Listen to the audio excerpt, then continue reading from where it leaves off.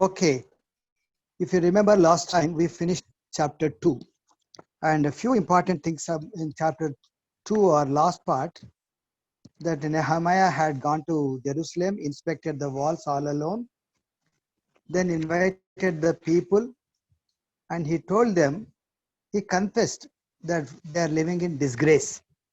It's always a good thing to confess the condition we are in, to confess the condition we are in.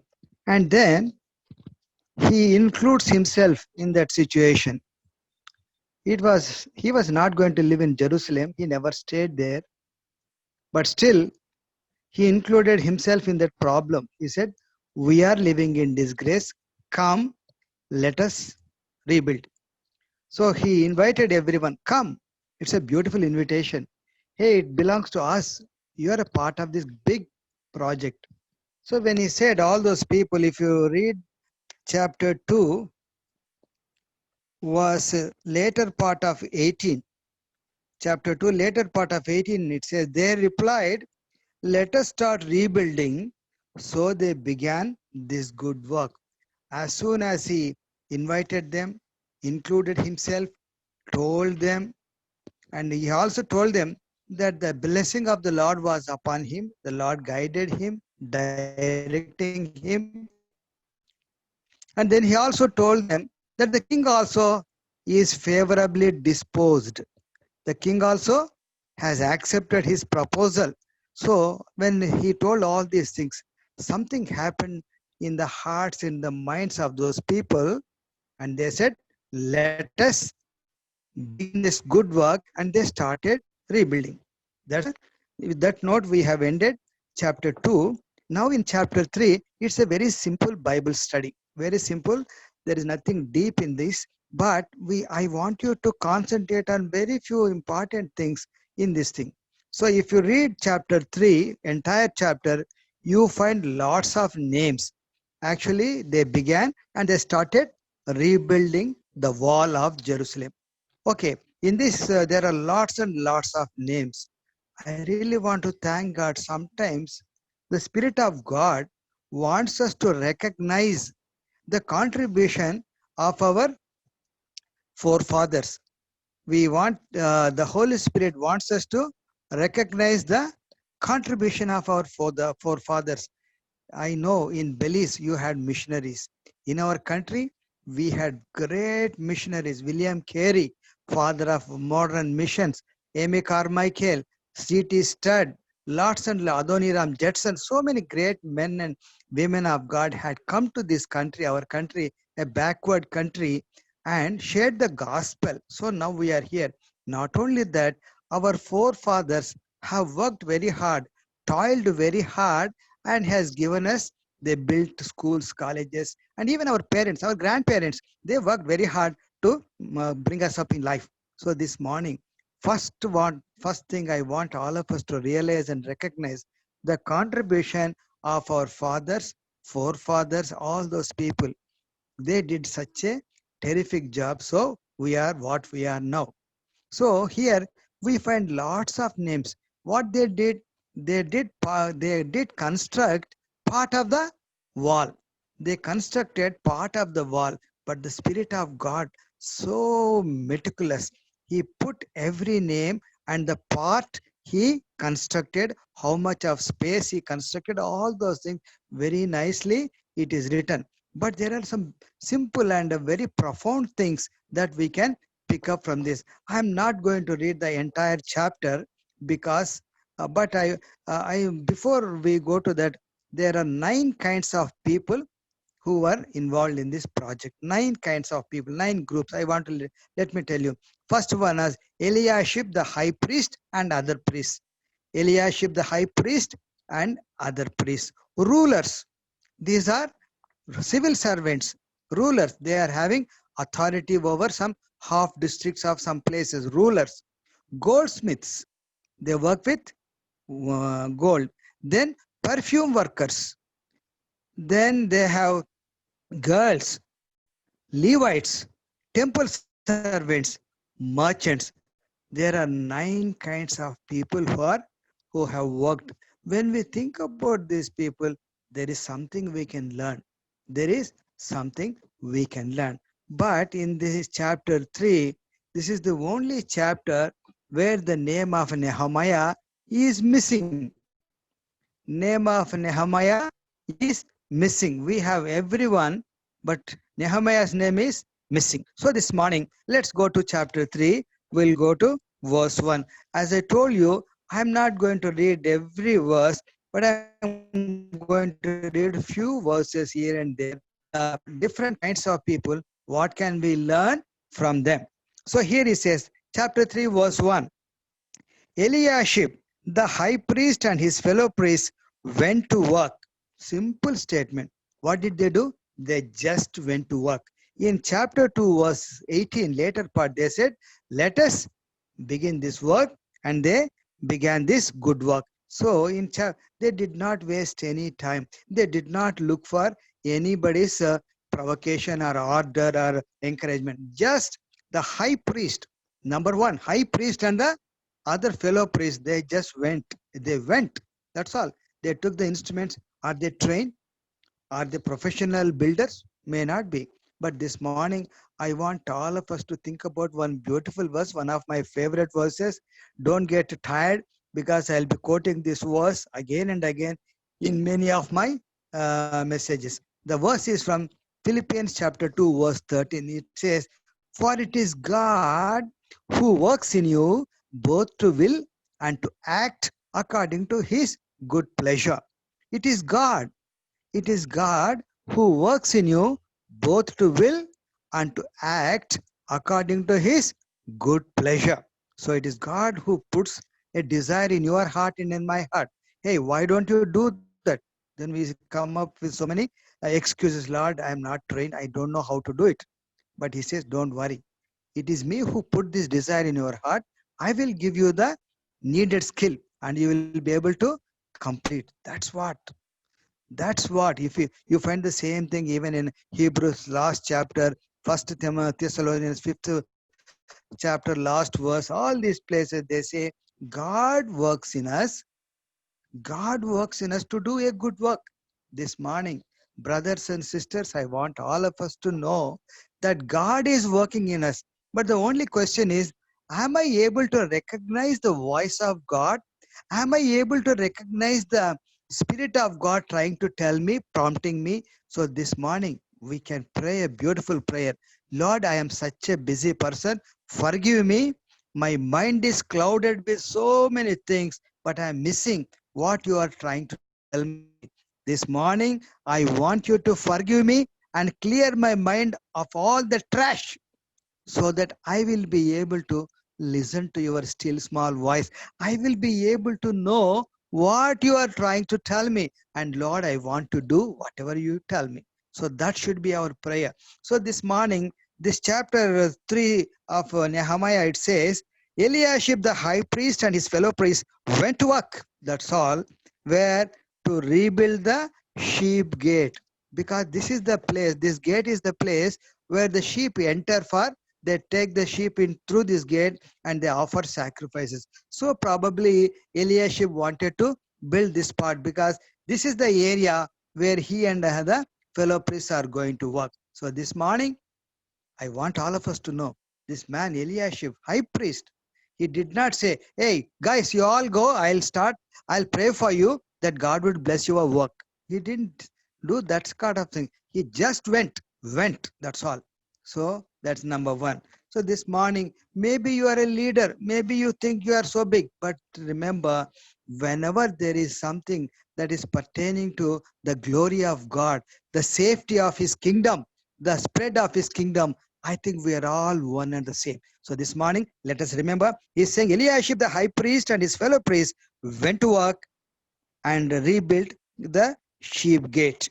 They dedicated it and set the doors in place, building as far as the Tower of the 100. So they did their part. They dedicated it, put the doors, everything. So that's about the high priest.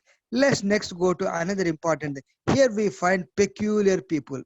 These people are not strangers to us. In every community, in every church, in every fellowship, you will always find this kind of people. Who are these people? Let's go to Nehemiah chapter 3 verse 5. As I told you, I am skipping lot of verses because so many names and the part they have built. So in verse 5 it says, the next section was repaired by the men of Tekoa. The next section, whatever is the section, that was built by men of Tekoa. Have you heard the name Tekoa anywhere in the Bible? Yes. If you read the book of Amos, Amos was a priest. Amos was from this place. I don't know what you would have thought about these people when we read this entire verse, chapter 5, verse 5. In Nehemiah chapter 3, verse 5, it says, the next section was repaired by the men of Tekoa, but the nobles would not put their shoulders to the work under their supervisors. Who are the people who refuse to work? Nobles, people of high birth. They think that they are big shots. They don't want to take orders from others. They didn't want to work under their supervisor.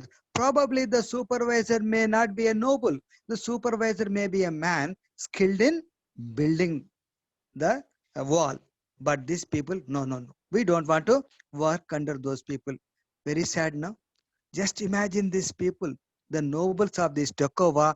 The wall was completed. Then there was a big celebration. I really wonder the faces of these people when everything was going on. But this is such a beautiful project, building for the safety of their fellow brothers and sisters, for the glory of God, for the honor of God.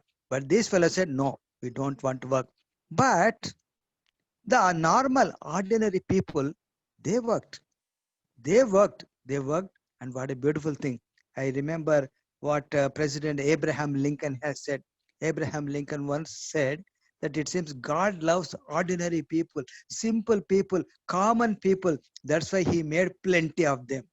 Because God loves people like you and me, ordinary people, he made plenty of them. These fellows, these nobles of Tekoa, foolish people, in their arrogance, they missed a beautiful thing. So this morning, let us examine our own attitudes and motives. If something beautiful is happening, are we part of it?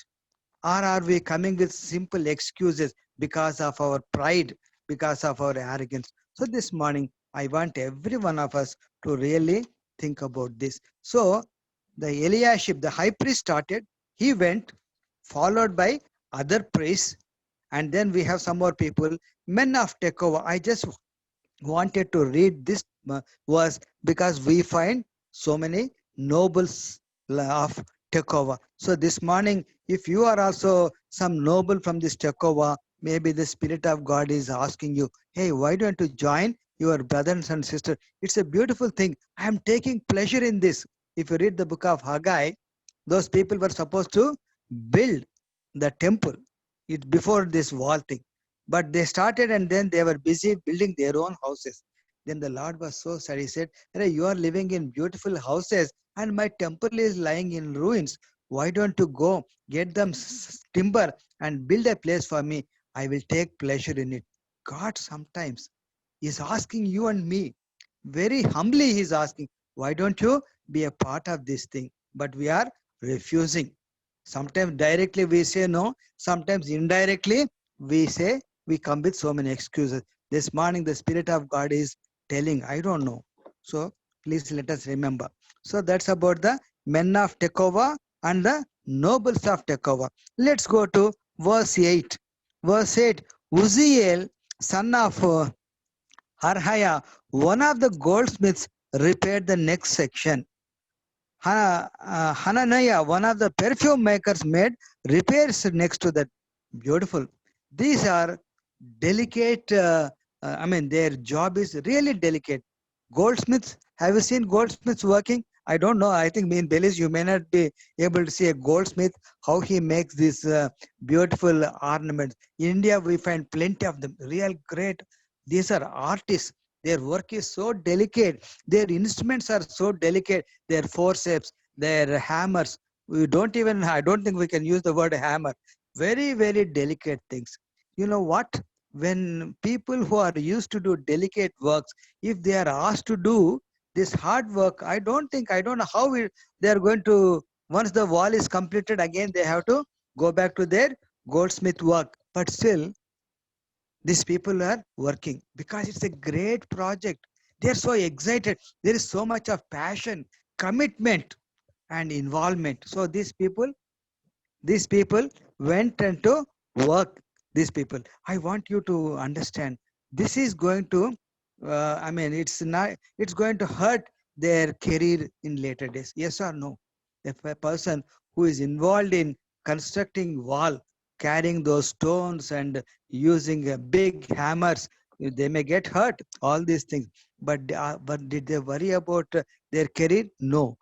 Love for God, anything that we want, whatever we are doing, it should please God. They are doing it to please God, to make him happy, so they didn't bother about their careers. So this morning I want all of us to think about that. Whenever there is some project, something, the Lord is asking, but you are busy about your own career, I am busy about my own career. This morning I want all of us to examine, when the Lord is asking us to do something, are we doing that? I want to tell you one beautiful story. I think in your homes you must have seen that praying hands, two hands just praying. The painting's name is Praying Hands. It seems in Europe, maybe in Spain or Italy, there were two brothers. Both were very, very smart, very artistic people. They wanted to go and study art. You know what happened? But they couldn't afford the tuition, the college, the education, the training. So one of the brothers said, you first go and you take the training. I will work and support you. And after you come back, you work and you support me. The both agreed, and joyfully the one brother went there. The other brother equally joyfully started working. After some years, many years, the training was so hard, and this man became such a beautiful artist, great artist. He came back and he told brother, thank you very much. Because of your contribution, your sacrifice, I am what I am now. Now it is my turn. You go and study, and then I will work. You know what the other brother said? No, I can't go. Now my hands have become so rough, I cannot work anymore. It's okay, brother. You know, that the artist, that brother wept bitterly, and then he painted the fingers of hands of his brother who sacrificed his career or whatever it is for the sake of the other brother. What a beautiful story, na? So this morning, a person has done this for brother, but you and me, we are doing it for our Lord. Suppose the Lord is asking you to do some simple thing. How sad it would be if you say, no, Lord, it is not possible. My career, I have my career, I need to do this and that. So this morning, brothers and sisters, I want all of us to think about this. Maybe even if the Lord is not asking you, you should ask. I should ask, Lord, you have blessed me so much. I am whatever I am. It's just because of your grace, because of your forgiveness, because of your mercy, because of your patience. Otherwise, I would have been reduced to ashes long time back. Because of your unlimited mercy, unfailing love, I am still alive. I want to do something for you, Lord. Can you allow me? Give me one opportunity to do something for you. This should be your prayer and my prayer. So that's about the goldsmiths and perfume workers. Let's go to verse 12. It's a beautiful verse. It says, Shallum, son of Halohesh, the ruler of half district of Jerusalem. In capital city, Jerusalem, half the city was under this man's control. So this man is even much greater than a noble because he is actually in control of half of Jerusalem. What did this man do? Shallum, son of Halolesh, ruler of half district of Jerusalem, repaired the next section with the help of his daughters. So these daughters, girls, his daughters, noble family, daughters of a half such a ruler, but still, when the dad told him, hey, let's go, I'm going to repair the wall of Jerusalem. Let's, when he was going, maybe the daughter said, Dad, we would like to come, we would like to join. I don't know what he would have said. Hey, it's a difficult job, but you stay there, I'll go and take care of it. They would have told him, no, Dad, we will come. We want to do it. We want to be a part of it. Great. So this morning, we want all of us to think about, especially the women. There is so much done by the women all around the world. My favorite hero is Amy Carmichael. Me and Shobha, we are fans of this great woman missionary who came and worked in our country from 1895 to 1951. 56 years she worked in our country. What a contribution. Oh, in those days there were people, all young girls they were made prostitutes. So this lady worked, stopped that practice. I met some of the people who grew up in her home and became doctors, nurses. So many such good job, great work she has done. So there are so many people. Isabel Kun, lots and lots of people, simple people, ordinary people. Elizabeth Fry, she was the one who brought these prison reforms in the US. Then Florence Nightingale, so many people. So this morning, we should not think, oh, I'm only a woman. Christilian sang that song, no, I'm just a woman. No, no. In God's work, vineyard, everyone has a portion. Only thing is, we should have heart.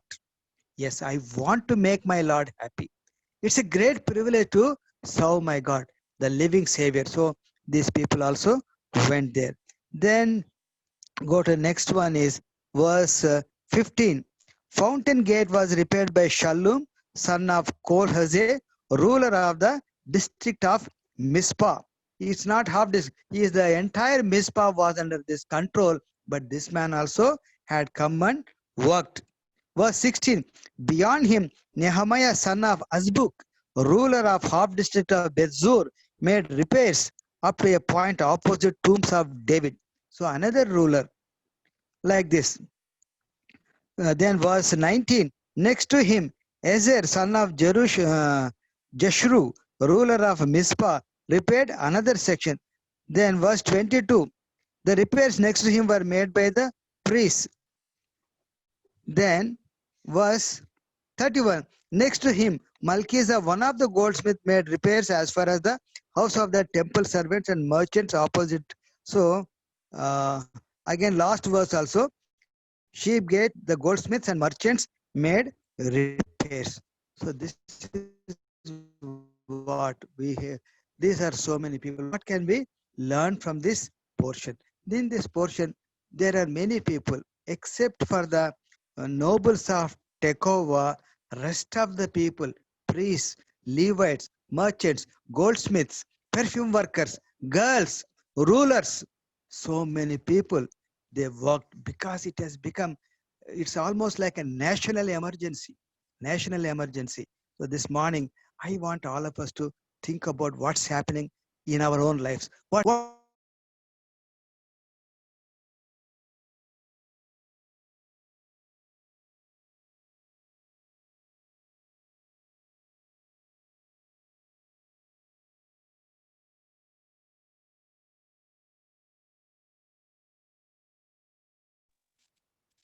so sorry about that.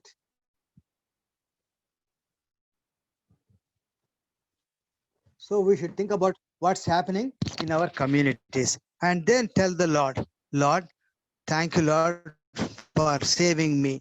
Thank you, Lord, for being there for me. Thank you, Lord, for forgiving me. Thank you, Lord, for being patient with me. Thank you, Lord, still you are giving me a second chance in my life to do something. Lord, this morning I humbly offer my life. I submit my life and I want you to bless me. This is what we should pray for each one of us, and then ask him to do whatever he wants us to do. So this is the thing I want all of us to pay attention to this. Let the Lord bless our lives. We are living in difficult times, very, very difficult times. Difficult times. So this morning, let us examine our own lives. If the Lord is telling us something, we must really be willing to do that. Let's pray. Heavenly Father, I want to thank and praise you, Lord, for this beautiful day you have given us. Thank you, Lord, for speaking to me and speaking to all of us when these people are trying to rebuild the wall. Some people so joyfully, willingly forgetting about their career, their future, forgetting about their physical condition. They wanted to do it. Lord, this morning, may that spirit infect me and infect all of us so that we will joyfully serve you, Lord. In Jesus' name we pray. Amen.